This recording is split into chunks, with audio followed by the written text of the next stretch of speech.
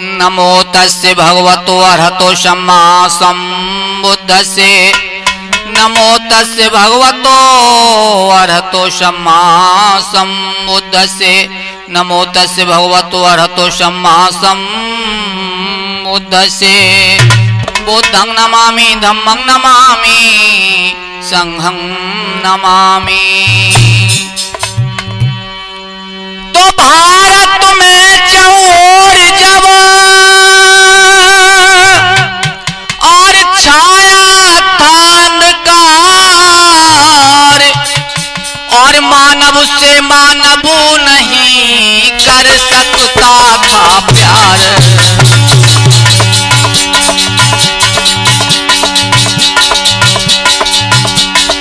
मानव से मानव नहीं कर सकता था प्यार।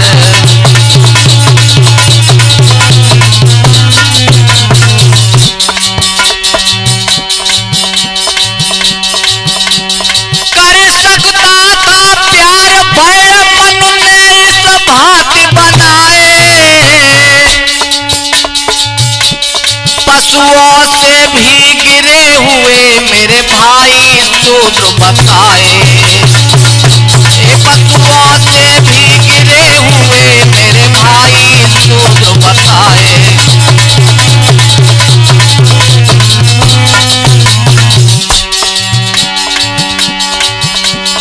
उसी समय पृथ्वी पर लेकर जन्म बुद्ध जी आए।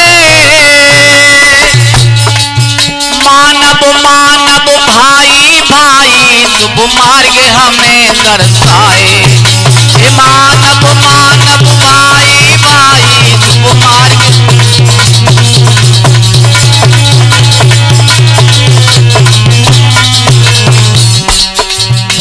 कुमार महामाया वाले हाँ दिए उपदेश निराले हाँ। कल तो सब तुम्ही तुम्हारे हाँ हुए हमरनी तुम्हारे हाँ।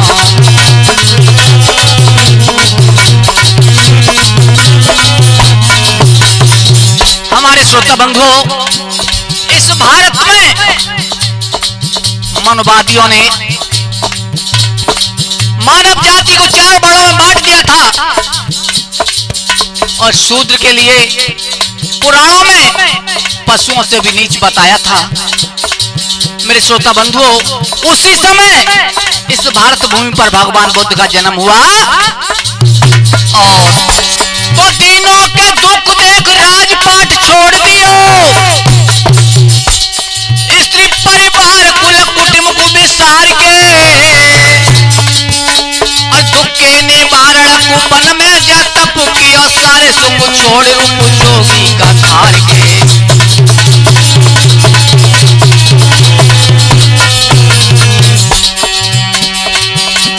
पिंजर शरीर भयो काया सब सूख गई। कई वर्षों तप किए काम क्रोध मार के और दुख का निवारण न जब तब से कोई मिला। अंत में पाया है बुद्ध ने विचार के। कुमार महामाया वाले हाँ ये उपदेश निराले हाँ। कल तो सब तुम्ही तुम्हारे हाँ हुए हमरनी तुम्हारे हाँ।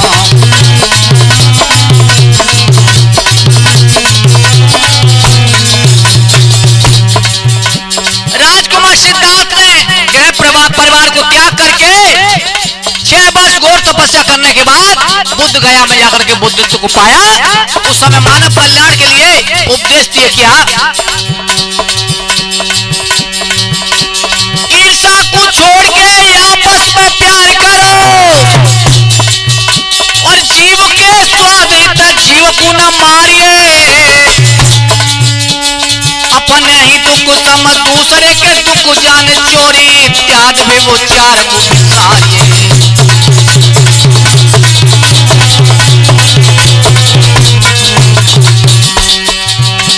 झूठ बोलना छोड़ नशा सारे त्याग के।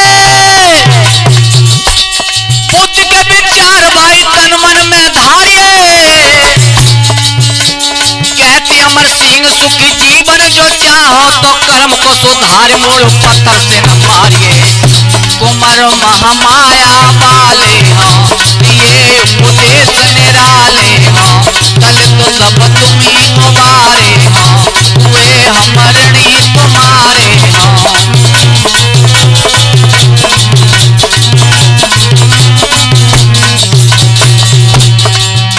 नमन हम तुमको करते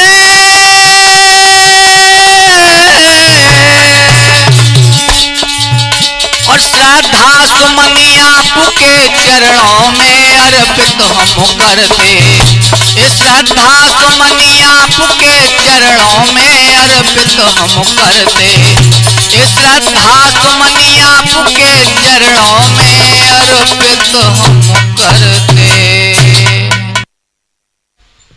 तो सर्वप्रथम विश्व गुरु तथागत गौतम बुद्ध के चरणों में श्रद्धा सुमन अर्पित करते हुए 262 ईसा पूर्व एशिया महाद्वीप पर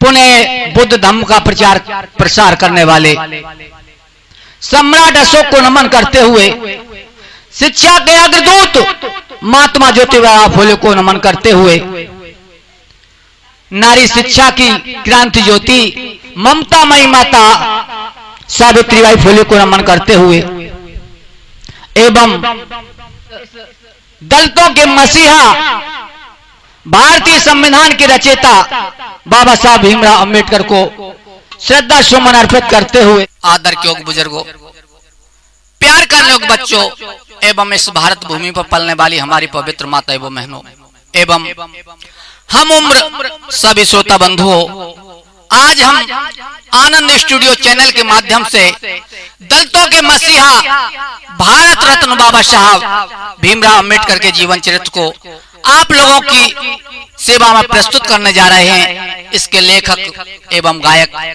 भाई आप लोगों के जाने पहचाने बुद्ध कथावाचक अमर सिंह बौद्ध, ग्राम नंगला भुजपुरा, पोस्ट सुरपुरा, डिस्ट्रिक्ट कासगंज।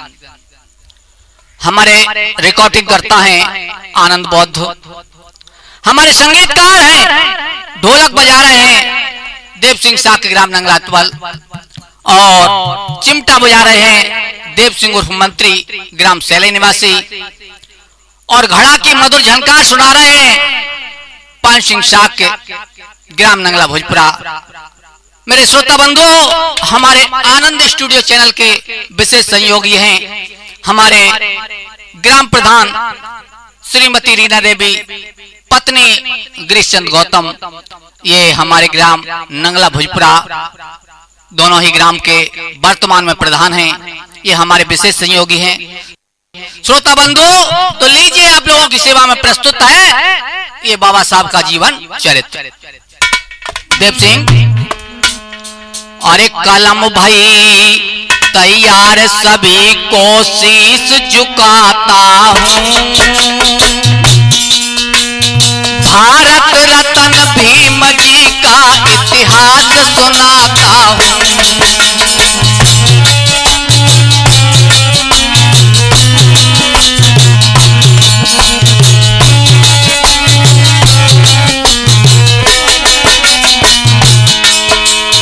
अरे सज्जनों सुनिए चितलाई, मऊ छावनी पास ग्राम अम्बावड़े है भाई।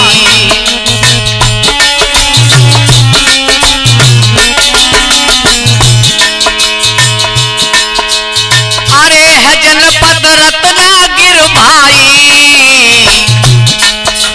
मालो जी सतपाल उसी में रहते हर साई।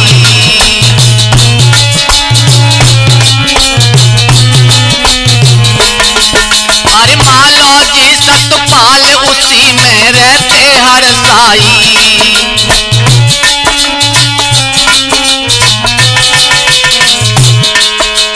अरे बनी पत्नी जोरा बाई,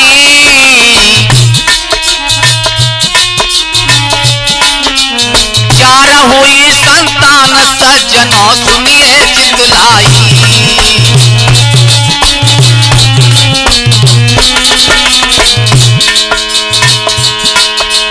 अरे बड़ी पुत्री मीरा बाई, दो पुत्र हुए बाल्यावस्था में मृत्यु हुई भाई।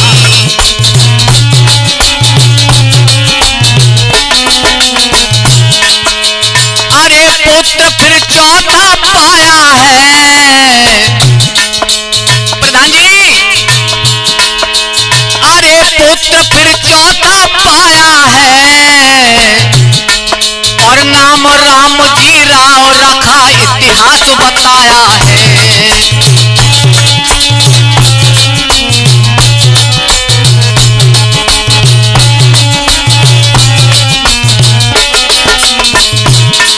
अरे सुनो सज्जनों आगे की अब कथा सुनाता हूँ, भारत रत्न भीम जी का इतिहास सुनाता हूँ।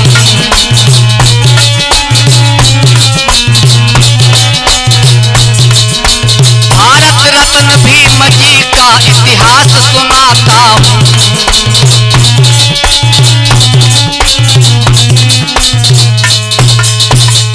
मेरे श्रोता बंधुओं, मध्य प्रदेश में जनपद रत्नागिर है। मऊ छावनी के पास अंबावडे एक ग्राम था। उसी ग्राम में महार जाति में एक मालोजी सतपाल रहते थे। मालोजी सतपाल, इनकी पत्नी का नाम था जोराबाई। इनके 4 संतान हुई।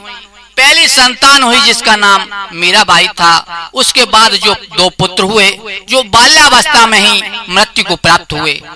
श्रोता बंधु, चौथी संतान एक फिर पुत्र हुआ जिसका नाम रामजी राव रखा गया है। धीरे धीरे धीरे धीरे ये रामजी राव बड़े हो जाते हैं। आगे होता क्या है श्रोता बंधु?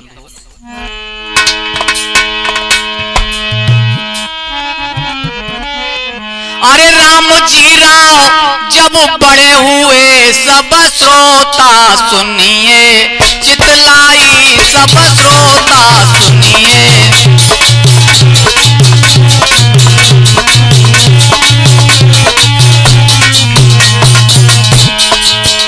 भीमाबाई संग प्यार हुआ कति अमर सिंह, ये रह गाई कति अमर सिंह ये।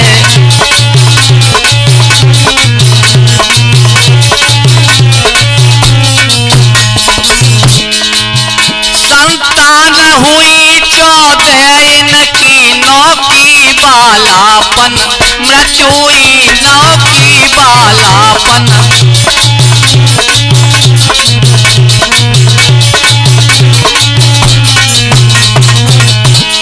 शेष 5 संतान बची जो श्रोता भाई, बड़ी हुई जो श्रोता भाई।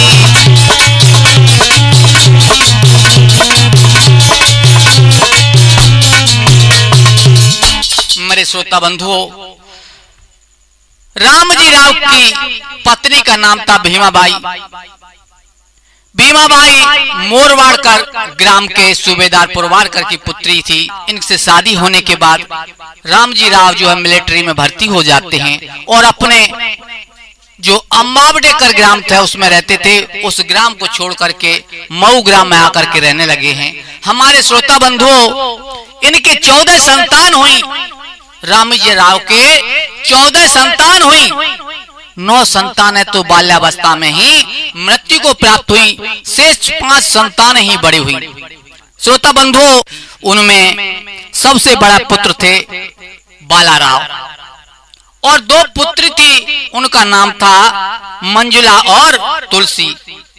उनसे छोटा इनका जो पुत्र था उसका नाम था आनंद राव। और सबसे छोटा पुत्र जो 14वीं संतान थी, 14 अप्रैल 1891 ईस्वी को ये पैदा हुए। इस बच्चे को देख करके सभी परिवारी लोग बड़े खुश हो जाते हैं। महिलाएं टकटकी लगा करके बच्चे की चेहरों को देख रही हैं। बड़ा ही सुंदर बच्चा था वो। कैसा था देव सिंह?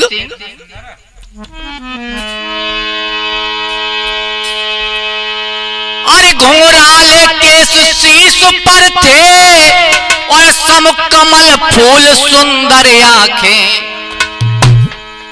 और समकमल फूल सुंदर आंखें, मानो सब जग की पीड़ा को खुद में समेट रखती आंखें।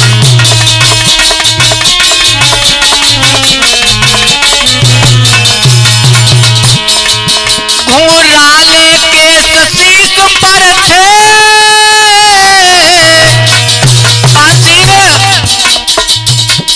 कमल फूल सुंदर आंखें, मानो सब जग की पीड़ा को खुद में समेट रखती आंखें।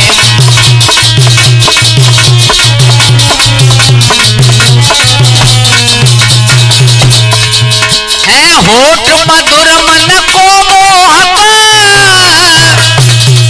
मानो दो कलियां खिली हुई, चेहरा चांद को लजाता है, भौएं धनु के समतनी हुई।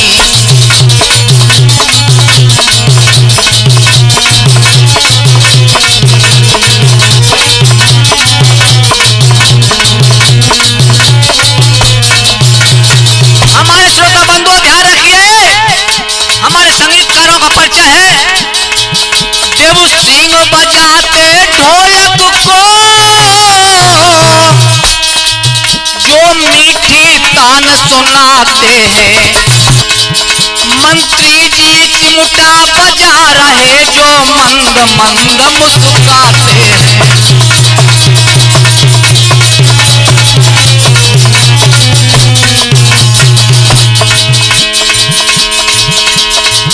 पान सिंह घड़ा को बजा रहे, जो मधुरी तान सुनाते हैं, आनंद रिकॉर्डिंग कर करके सब लोगों तक पहुंचाते हैं।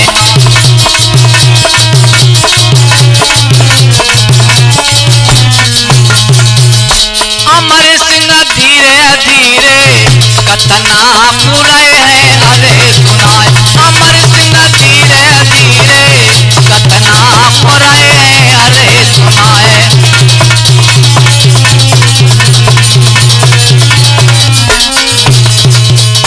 मेरे श्रोता बंधुओं, इस तरह से भीमा बाई के उस लाल के चर्चे पूरे मोहल्ला में फैल जाती हैं। महिलाएं आपस में बात करती है, बहना भीमा बाई ने जो जिस बच्ची को जन्म दिया है उसकी सूरत क्या है, एक बार देखने के बाद ऐसा लगता है कि उसे देखता ही रहे। और महिलाएं आपस में बात करती हैं कि चलो बहना हम भी देख करके आएंगे। कैसे? अरे माँ भीमा, देव सिंह, अरे माँ भीमा जी आयो एक सुंदर सो लाल, चलो देखिया बे, बहना देखिया बे।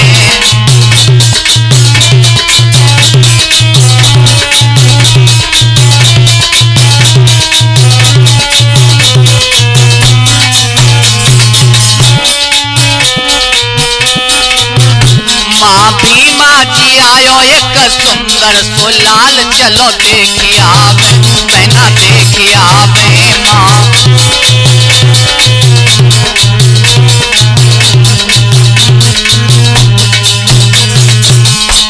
और सुंदर सी सूरती मोहनी मूर्ति, और सुंदर सी सूरती मोहनी मूर्ति, बहना सिर पे बताए घुंघराले हैं बाल, चलो देखिया बे, बहना देखिया बे।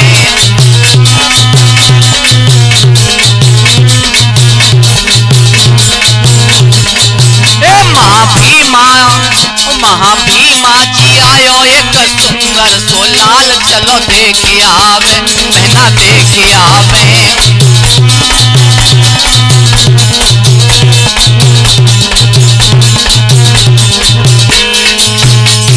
छोटी सी नाक और छोटो सो मुखड़ा, छोटी सी नाक और छोटो सो मुखड़ा, फोटो पतले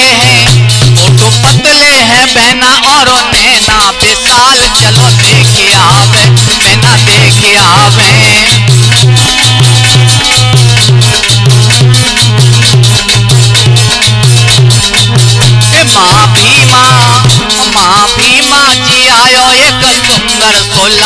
चलो देखिया आवे, नैना देखिया आवे।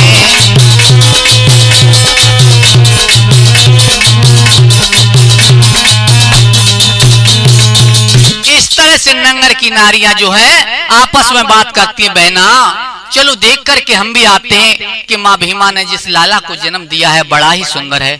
मेरे श्रोता बंधुओं, इस तरह से नगर की नारियों की जो है घर में लाइन लग जाती है। सारा घर जो नगर की महिलाओं से भर जाता है और मंगलाचार करने लगी है पुत्र की खुशी में। कैसे? देव सिंह आयो भीमा बाई घर सुंदर कुमार, नाच गाए सखियां खुशियां पार।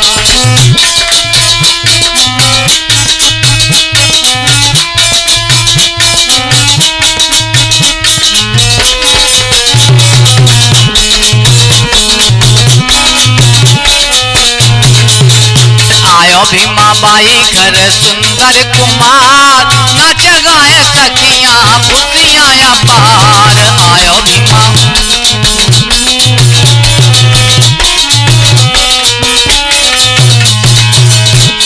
सुंदर सलोना ललकी हर साथी, चूमे मैया मुकुड़ा फूली न समाती।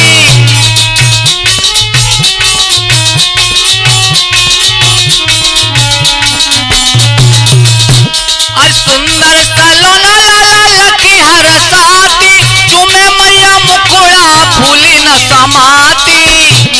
सुंदर सूरतिया पे, हाँ सुंदर सूरतिया पे जाए बलिहार, नाच गाए सखियां खुशियां पार।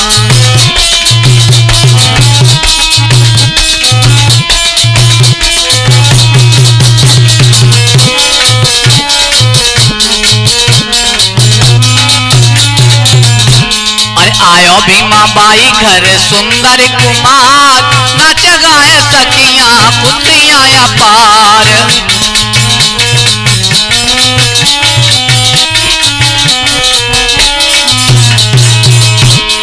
कोई सखी कहे धन्य भागी हमारे, जो ऐसो ललायो माँ तेरे द्वारे।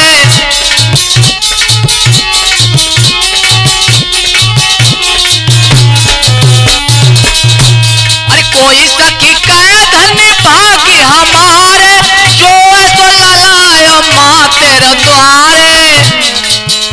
अरे या की छवि लगी फीका लागे संसार, नाच गाए सखियां खुशियां पार। आयो भीमा बाई घर सुंदर कुमार, नाच गाए सखियां खुशियां पार।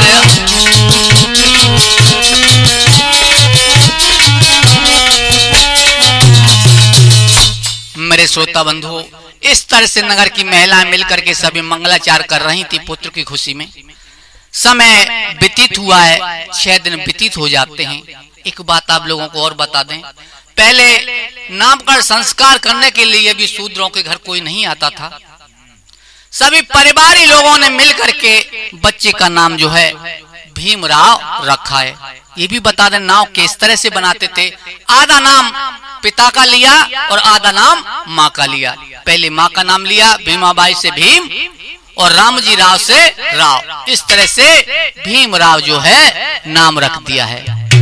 और एक बात और जान लीजिए कि पहले उर्फ नाम बनाने के लिए ऐसा करते थे कि अपने ग्राम के नाम के पीछे कर लगा करके जो है टाइटल बना लेते थे। तो भीमराव का यानी रामजी राव का भी पूर्व ग्राम अंबाबटे था, इसलिए इनके नाम के पीछे टाइटल बनाया अंबाबटे कर।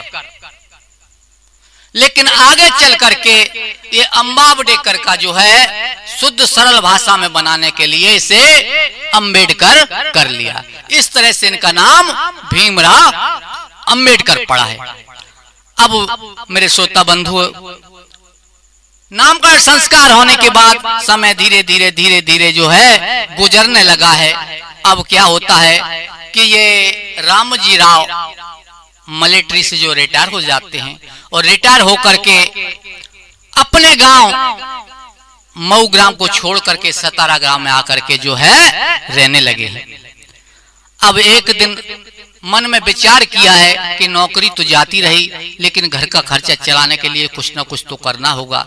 तो अपनी पत्नी जो है भीमाबाई के पास में आकर के कहने लगे, प्रिय, अरे खत्म नौकरी हो गई और तजियाए ग्राम, प्रिया कोई अब दूसरा और करना चाहिए काम। सहमति दी है भीमाबाई ने भी। अरे काम ग्राम दोनों छुटे मेरे प्राण आधार, या मिल जाए नौकरी या मिल जाए रोजगार। घर का कार्य चलाने के लिए कुछ न कुछ तो करना जरूरी है। हमारे श्रोता बंधु, इस तरह से भीमाबाई से सलाह लेकर के रामजी राव ने क्या किया है, नौकरी की तलाश में घूमने लगे हैं। ऐसा बताया जाता है कई दिन भटकने के बाद इन्होंने सिर्फ एक कंपनी में 40 रुपए माह पर स्टोर कीपर की नौकरी जो कर ली है।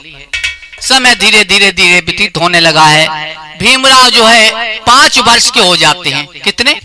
5 वर्ष के। एक बात आप लोग और जान लें, उस समय भारत में अंग्रेजों का शासन था। किनका? अंग्रेजों का शासन था, लेकिन समाज में फिर भी मनोवाद फैला हुआ था।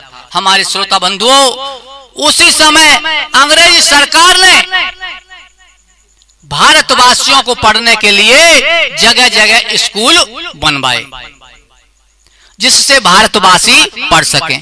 हमारे श्रोता बंधु, अब सोचने की बात यह है, जब अंग्रेजों ने हम भारतवासियों को गुलाम बना रखा था, तो पढ़ने की व्यवस्था क्यों की?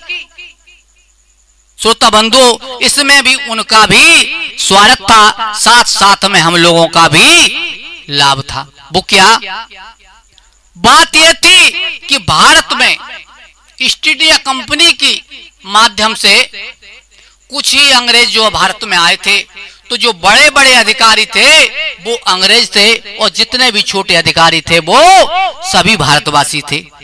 लेकिन जब पूरे भारत पर इनका शासन हो गया, उस समय पढ़े लिखे लोगों की ने जरूरत पड़ी, इसलिए भारतवासियों को पढ़ाने की इन्होंने स्वयं व्यवस्था की।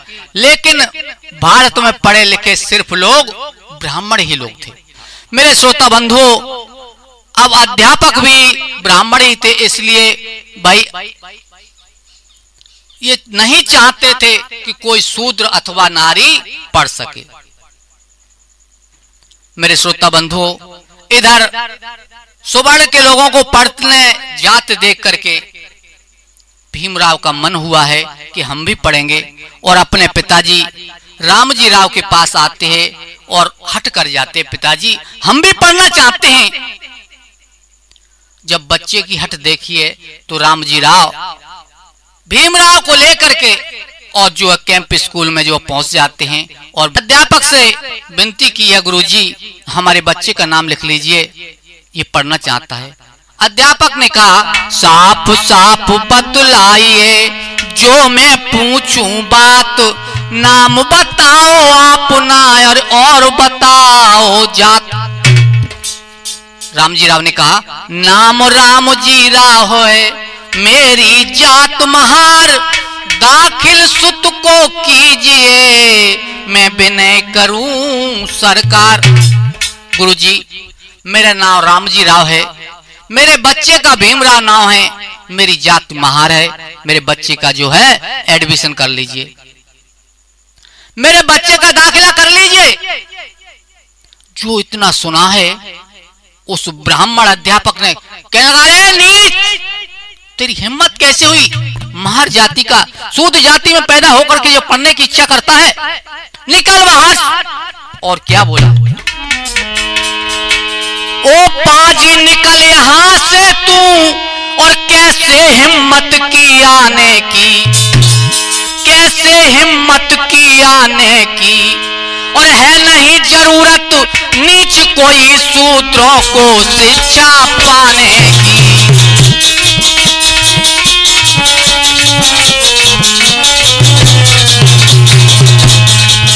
ओ पाजी निकल यहां से तू, कैसे हिम्मत की आने की, है नहीं जरूरत कोई सूत्रों को शिक्षा पाने की।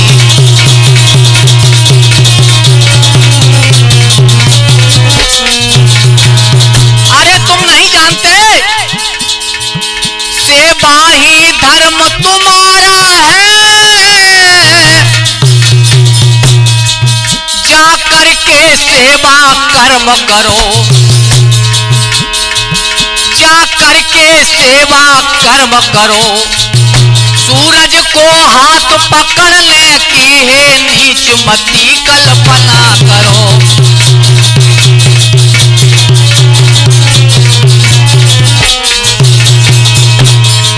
सूरज को हाथ पकड़ने की ओ नीच मती कल्पना करो। ये दशा थी दोस्तों।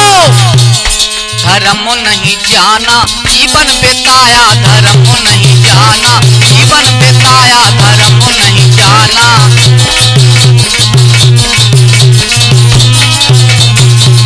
अरे काशी में घूमे, कहीं मथुरा में घूमे मंत्री। अरे काशी में घूमे, कहीं मथुरा में घूमे, मन मंदिर भुलाया, धर्म नहीं जाना। ये जीवन बिताया, धर्म नहीं जाना।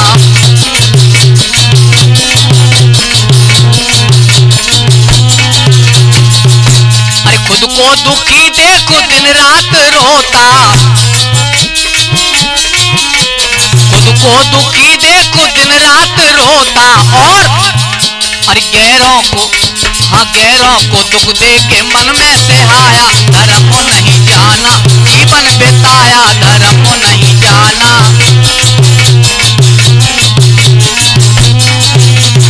धर्म क्या है दोस्तों? प्रधान जी क्या है धर्म? अरे दुख दूसरों के समझ अपने दुख सम, अरे दुख दूसरों के समझ अपने दुख सम। अरे कथ के अमर सिंह ने सबको सुनाया, धर्म नहीं जाना जीवन बिताया, धर्म नहीं जाना।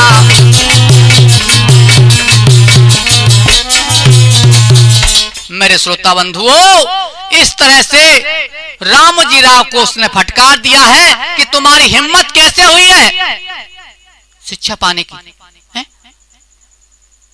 तुम जो है अधर्म का काम करना चाहते हो अपना धर्म छोड़ करके। मेरे श्रोता बंधु, रामजी राव गिड़गिड़ाने लगे हैं, हाथ जोड़ करके खड़े हो जाते हैं और क्या बोले हैं देव सिंह? जोड़ू दोनों हाथ, सुनो मेरी बात तो दयानिक कीजिए, मेरे सुत का सरकार दाखिला कीजिए।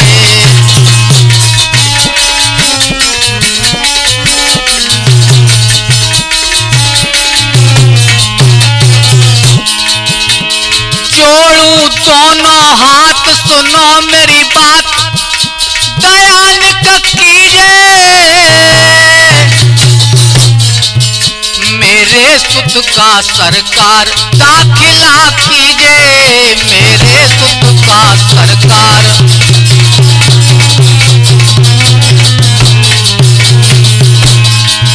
ना भूलूंगा ये पुकार, बिना स्वीकार हमारी कीजिए, बिन शिक्षा के अंधकार, बिन शिक्षा के अंधकार न जीवन कीजिए, बिन शिक्षा के अंधकार।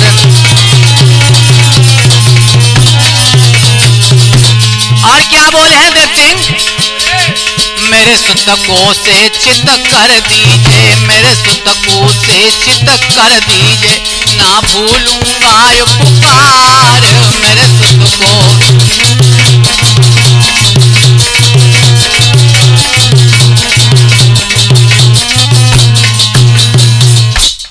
मेरे श्रोता बंधुओं, रामजी राव ने बहुत विनती की है, लेकिन अध्यापक ने उनकी एक भी विनती नहीं सुनी है, स्कूल से बाहर निकाल दिया है। अब रामजी राव ये लोग तो आप सुन ही चुके कि मिलिट्री के सूबेदार रह चुके थे, लोगों से जान पहचान थी। बड़ौदा सरकार यानी अंग्रेजी शासक बड़ौदा सरकार गायकवाड़ के पास में ये पहुंच जाते हैं। सभी हाल सुनाया है। गायकवाड़ ने कहा, तुम्हारे बच्चे को शिक्षा से इनकार कर दिया, उनकी हिम्मत कैसे हुई? हमारी नजरों में तुम सब एक हो, हमारे गुलाम हो। भारतवासी, सभी भारतवासी हमारे गुलाम है, हमारी नजरों में सभी एक हैं। और उन गायकवाड़ ने जो है एक पत्र लिख करके रामजी राव को दे दिया है। दूसरे दिन उस पत्र को लेकर के रामजी राव भीमराव को लेकर के फिर उस स्कूल में पहुंच जाते हैं। अध्यापक ने देखा, कहने लगा, तुम फिर आ गए? मैंने जब तुमसे कल मना कर दिया, फिर क्यों आए? वो पत्र लेकर के जो मेज पर रख दिया है रामजी राव ने। जब उस पर जो है अंग्रेजी सरकार के दस्तखत देखी है, मोहर देखी है, अध्यापक जो है चुप रह जाता। कहने लगा, इसका मतलब तुम अंग्रेज सरकार के पास पहुंच गए, महाराज के पास पहुंच गए। चलो कोई बात नहीं, मैं मजबूर हूं, तुम्हारे पुत्र का जो है दाखिला किए लेता हूं, लेकिन एक शर्त है, वो शर्त तुम्हें माननी होगी। वो क्या शर्त थी? बताने लगा है देव सिंह। अरे बाहर ये टाट बिछाए,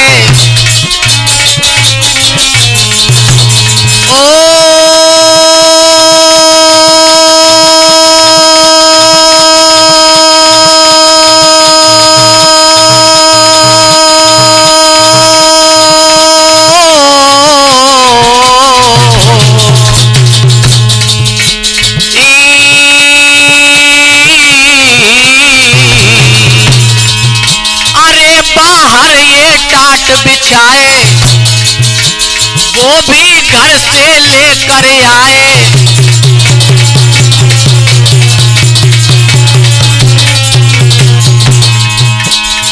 नाकाऊ छात्र को हाथ लगाए लगाए, गजब भाव लगाए, और ना माने तो पछताए।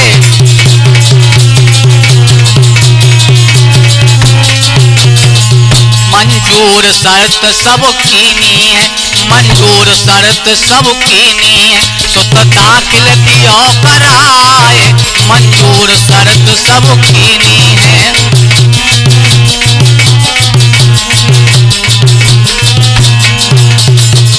मेरे श्रोता बंधुओं, रामजी राव को तो अपने बच्चे को शिक्षा दिलानी थी, सभी शर्त मंजूर कर ली हैं, और रामजी राव ने जो है भीमराव का दाखिला करा दिया है। लेकिन श्रोता बंधुओं, किस तरह से दाखिला हुआ सुनिए। अरे कमरे से बाहर तेज धूप, कमरे से बाहर तेज धूप, बा अपना टाट बिछाते हैं।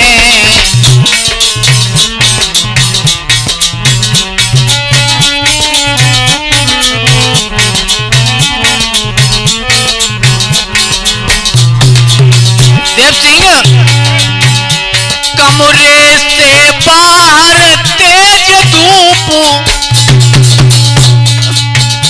पा अपना टाट बिछाते हैं।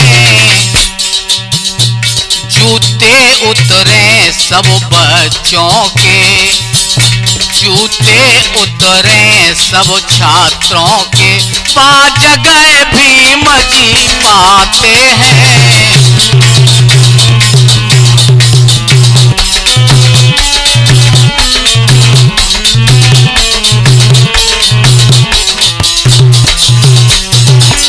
और क्या था?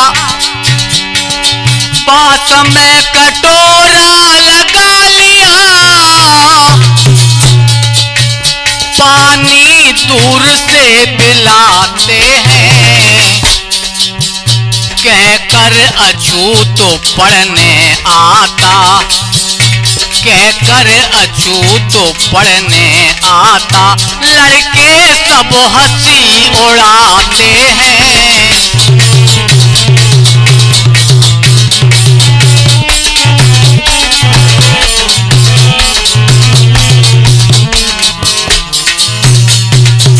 ये दशा थी कमरे से बाहर, जहां तेज धूप पड़ती थी, सभी छात्रों के जूते उतरते थे।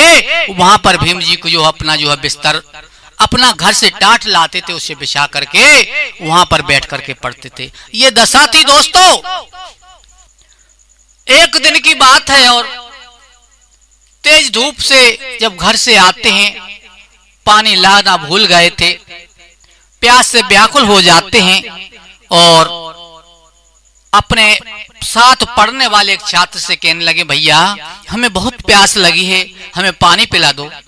तो वो छात्र कहने लगा, क्या तेरे बाप के नौकर हैं जो पानी तुम्हें पिलाए? हम कर रहे हुक्म ऐसे हमसे ज्यों तनख्वाह तेरी पाए हम।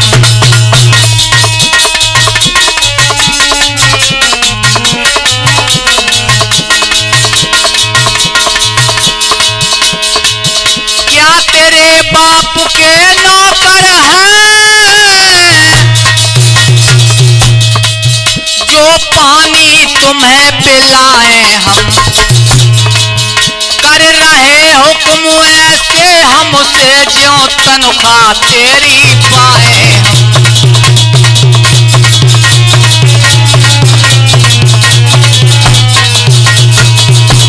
ये सुनकर भीमराव कहने लगे, भैया इतना मत ना इतने निर्दयी बनो भाई, कुछ हम पर दया करो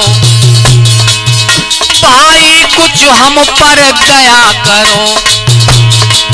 थोड़ा पानी दो पिला हमें, इतना हम पर उपकार करो।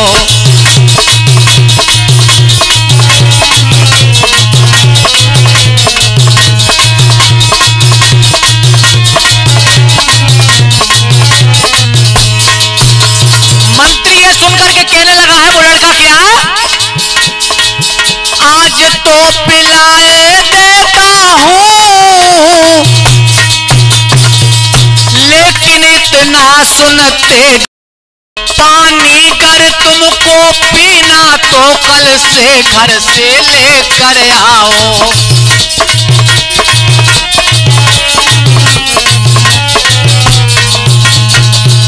माटी में काया मिल जाएगी रे तेरी सोने सी, माटी में काया मिल जाएगी रे तेरी सोने सी।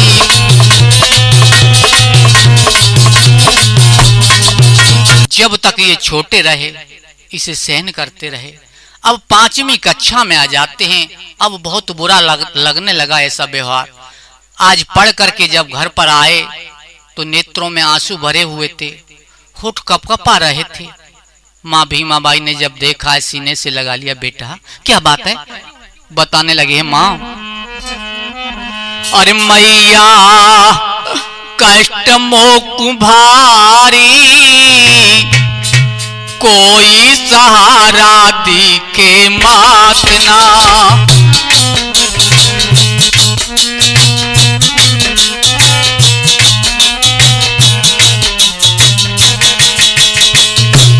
मैया कष्ट मोक भारी, कोई सहारा दिखे मात ना।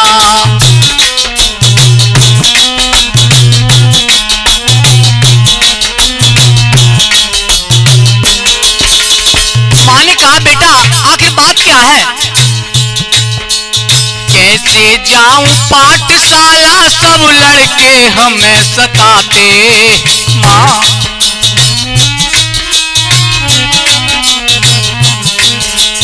कैसे जाऊं पाठशाला, सब लड़के हमें सताते।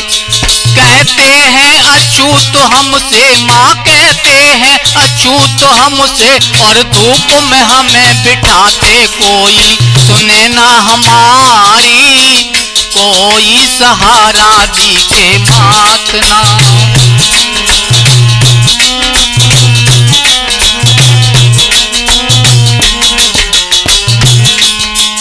मैया कष्ट मोक भारी, कोई सहारा दिखे मात ना।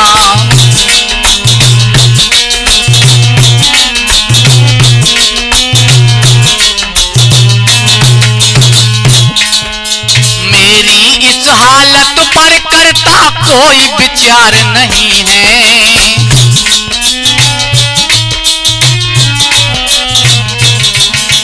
मेरी इस हालत पर करता कोई विचार नहीं है।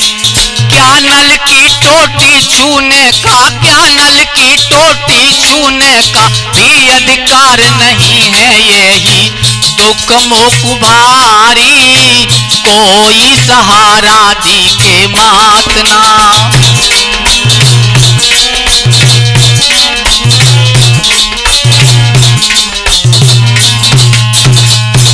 मैया कष्ट मुख भारी कोई सहारा दिखे मात ना।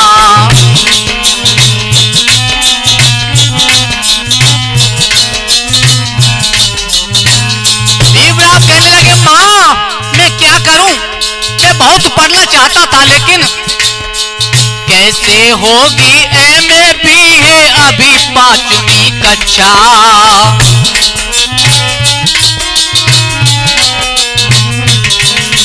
कैसे होगी एमए बीए अभी 5वीं कक्षा। मैं हूँ अकेला ये है बहुत माँ, मैं हूँ अकेला ये है बहुत, मेरी कौन करेगा रक्षा। हो रही जिंदगी की ख्वारी कोई सहारा दिखे मात ना।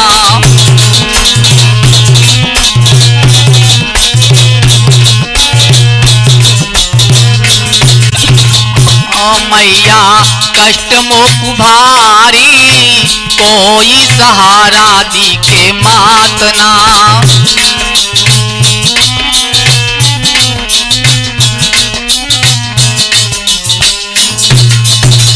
हमारे श्रोता बंधु, बेटे को दुखी देख करके माँ ने भीमराव को सीने से लगा लिया, समझाने लगी बेटा ये तो शुरुआत है, अभी तो तुम्हें न जाने क्या क्या देखना है।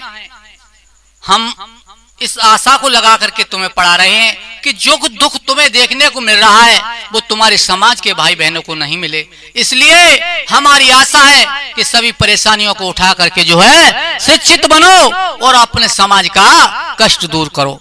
मेरे श्रोता बंधुओं, इस तरह से सभी मुसीबतों का सामना करते हुए भीमराव पढ़ने से मुख नहीं मोड़ते हैं। यूं ही काफी समय व्यतीत हो जाता है। एक दिन की बात है, भीमराव जब पढ़ करके घर आते हैं तो देखा कि माँ टूटी हुई चारपाई पर पड़ी हुई है, उसका सारा शरीर तप रहा है, बहुत तेज बुखार चढ़ा हुआ था। भीमराव अपनी माँ के सीने से लग करके रोने लगे, माँ क्या हुआ तुम्हें? पड़ोसियों ने आवाज को सुना है भीमराव की को। पड़ोसी लोग आ जाते हैं, भीमराव को धीरज बनाया है और एक पड़ोसी जो जाकर के एक वैद्य को लेकर के आता है। वैद्य के पैरों को पकड़ लिया है। भीमराव ने कहने लगे, वैद्य जी किसी भी तरह से मेरी माँ को ठीक कर दीजिए, मेरे जीवन का सहारा सिर्फ मेरी माँ ही है। मेरे श्रोता बंधु, काफी औषधि करने के बाद भी लेकिन भीमाबाई इस दुनिया से विदा हो जाती हैं। कोई दवा ने काम नहीं किया है। सन 1910 ईस्वी को मां भीमाबाई इस दुनिया से विदा हो गई। आज मां को मृतक देख करके भीमराव अपनी मां की लाश पर गिर जाते हैं और दहाड़े मार मार करके रोने लगे, मां तुम मुझे छोड़ करके चली गई। रोने लगी हैं कैसे? अरे अम्मा अम्मा तू कहाँ गई मेरी माँ, हमें बोल सुना देना, जरा धीरज बना देना अम्मा। बोलो बोलो माँ।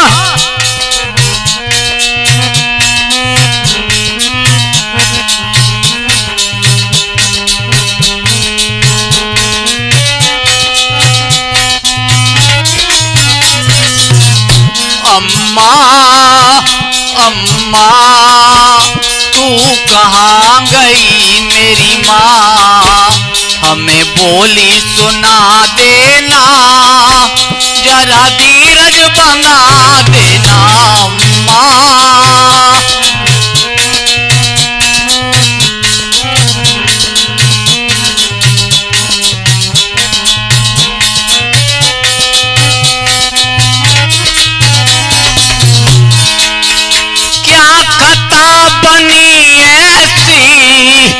बच्चों से रूठी है,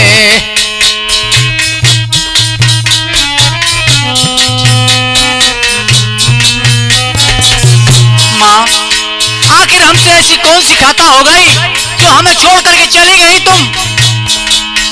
क्या खाता बनी ऐसी बच्चों से रूठी है, हो गए हम बिन माँ के, मेरी किस्मत फूटी है अम्मा। अम्मा तू कहाँ गई मेरी माँ, हमें बोली सुना देना, जरा धीरज बना देना अम्मा।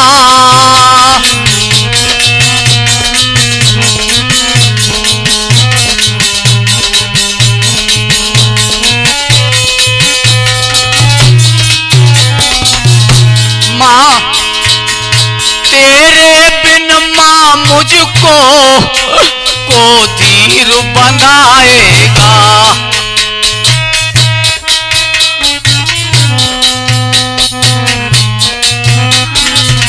माँ मैं अपने दुख सुख की किससे कहूंगा? सिर्फ बच्चे के लिए उसकी माँ ही तो होती है जिससे अपने दुख सुख की कहता है। तेरे बिन माँ मुझको को धीर बंधाएगा, को कह करके लाला सीने से लगाएगा। अम्मा अम्मा तू कहाँ गई मेरी माँ, हमें बोली सुना देना, जरा धीरज बना देना अम्मा। अम्मा तू कहाँ गई मेरी माँ, हमें बोली सुना देना, जरा धीरज बना देना अम्मा।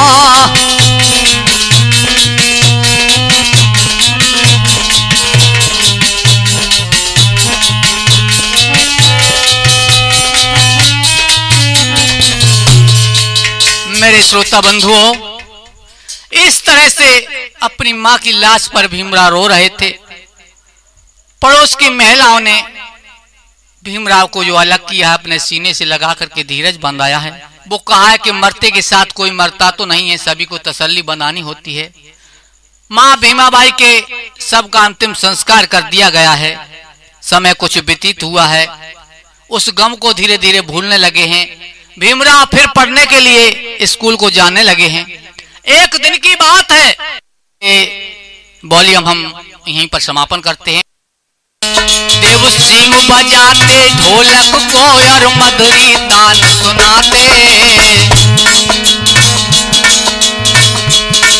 देव सिंह बजाते ढोलक को और मधुरी तान सुनाते, मंत्री जी चिमटा बजा रहे जो मंद मंद मुस्कुराते, मंत्री जी चिमटा बजा रहे जो मंद मंद मुस्कुराते।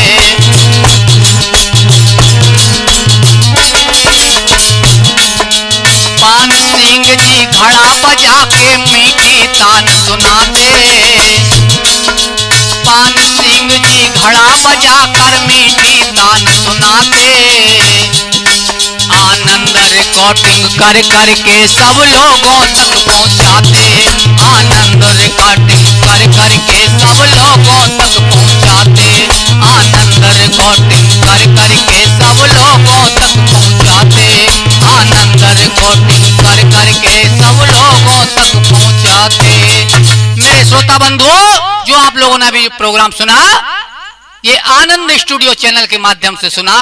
हमारे अन्य सभी प्रोग्राम सुनने के लिए हमारे आनंद स्टूडियो चैनल को सब्सक्राइब करना न भूलें।